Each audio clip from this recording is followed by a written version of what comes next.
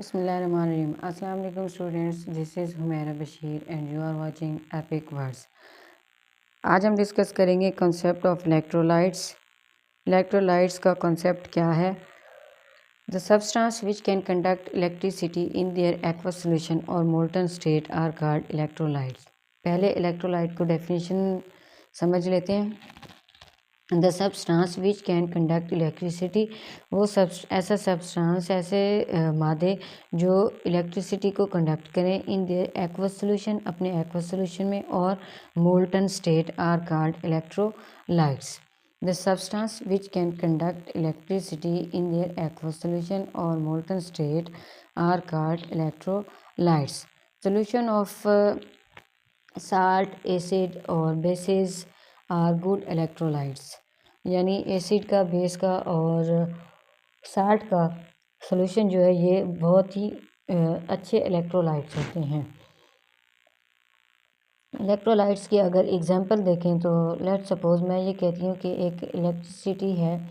Electricity can not pass through solid NaCl but in aqueous solution और in molten state it does conduct. Let's suppose ये NaCl है, sodium chloride, और ये क्या है? ठोस है, सॉलिड है। वो कहते हैं कि यहाँ से जो है इलेक्ट्रिसिटी पास नहीं हो सकती। क्यों? क्योंकि ये सॉलिड है। बट इसका अगर एक्वस सॉल्यूशन बना लिया जाए, इस एक्वस सॉल्यूशन में ये इलेक्ट्रिसिटी भी कंडक्ट करता है और ये मोल्टन स्टेट में भी आ जाता है। Electrolytes are classified into two groups. That first one is strong electrolyte and second one is weak electrolyte. Strong electrolyte क्या होते हैं? Strong electrolyte, the electrolyte which ionize almost completely in their aqueous solution.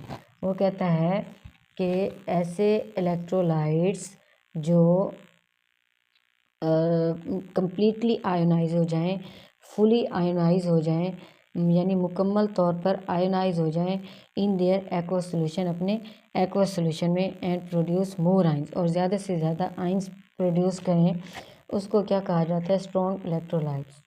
The electrolyte which ionise completely and in their aqueous solution and produce more type of ions are called strong electrolyte. Let suppose example देखें, NaOH और H2SO4 का solution अगर हम NaOH को अगर ionise कराया जाए तो ये स्ट्रॉन्ग इलेक्ट्रोलाइट है, सोडियम हाइड्रोक्साइड NaOH। इसको जी हम एक्व सोल्यूशन में इसको डाल दिया, ये क्या हो गया? मुकम्मल तौर पर आइंस में कम्प्लीटली आयोनाइज हो गया। Na and OH। और ये आप अगर गौर से देखें तो ये एक्वा सोल्यूशन है, ये पॉजिटिव और ये नेगेटिव चार्ज है। H2SO4 को अगर देखें, H2SO4 भी स्ट्रॉन्ग इलेक्ट्रोलाइट है और कम्प्लीटली आयोनाइज हो जाता है H2O। तो ये क्या बनेगा? SO4 सल्फेट के ions plus OH minus, negative charge आ गया इस पे जी, ये पॉजिटिव चार्ज और ये negative charge. This is strong electrolytes example. Weak electrolytes क्या होते हैं? वीक से ही रिप्रेजेंट कर रहा है। अगर आप थोड़ा सा फोकस करें, वीक मीन कमज़ोर electrolytes, the electrolyte which ionise in a small extent in their water solution and produce more ions is called weak electrolyte. यानी ऐसे इलेक्ट्रोलाइट्स जो कम्प्लीटली आयोनाइज ना हो और स्मॉल एक्सटेंट में आयोनाइज हो और डिज़ोल्व हो जाए वाटर में, और ज़्यादा से ज़्यादा आइंस भी ना प्रोड्यूस करें, बहुत कम लिमिटेड तक हो कि वो आइंस प्रोड्यूस करें, वो वीक इलेक्ट्रोलाइट्स होते हैं।